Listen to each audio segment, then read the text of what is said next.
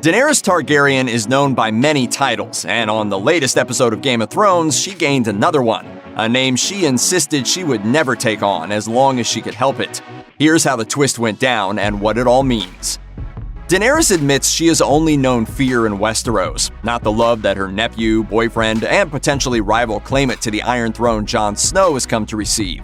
This realization, combined with her newfound knowledge that her master of whisperers, Varys, committed treason against her in shifting his loyalty to Jon, plus the recent death of her trusted advisor Missandei, pushes Daenerys past her breaking point.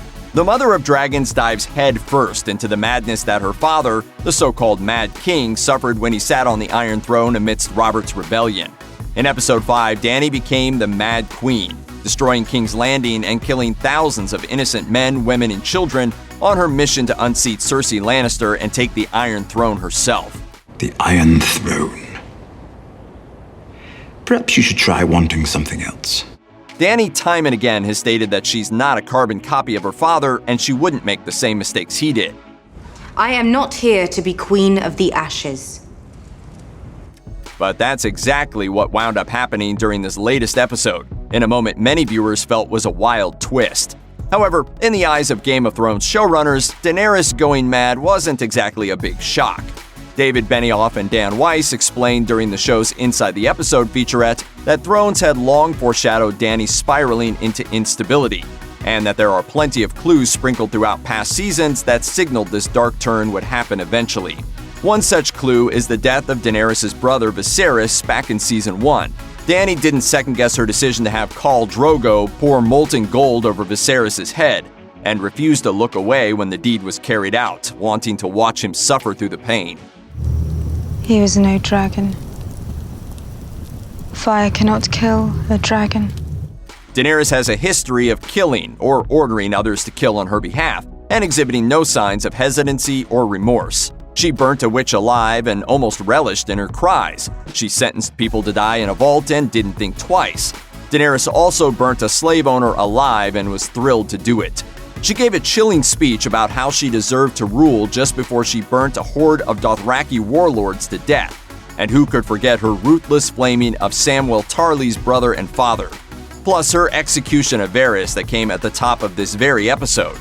The season has shown time and time again that Daenerys isn't afraid of doling out death sentences, and she's been pretty clear about her intentions from the start. We will take back what was stolen from me and destroy those who have wronged me. We will lay waste to armies and burn cities to the ground. But that attitude contrasts harshly with the other side of her personality. The side that frees wrongfully enslaved people, liberates cities, and promises to break the wheel of oppression instead of simply taking her own turn as the person in charge.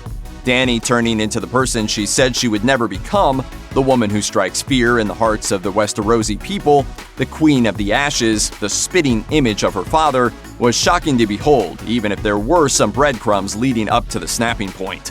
Dan Weiss has said he doesn't feel that Daenerys always intended to burn King's Landing and its citizens to a crisp, though there was a lot of buildup that would show cause for her doing so.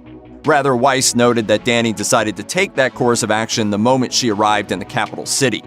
It's in that moment on the walls of King's Landing when she's looking at that symbol of everything that was taken from her, when she makes the decision to make this personal. Benioff added that Daenerys may never have become the Mad Queen if her journey to the Iron Throne had played out differently. If circumstances had been different, I don't think the side of Dany ever would have come out. If Cersei hadn't betrayed her, if Cersei hadn't executed Missandei, if Jon hadn't told her the truth. Unfortunately, this side of Daenerys Targaryen did come out, and it will probably be her undoing.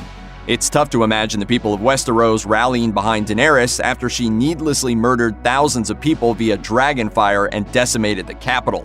Now that she's gone full Mad Queen, Dany likely can't go back to the person she used to be.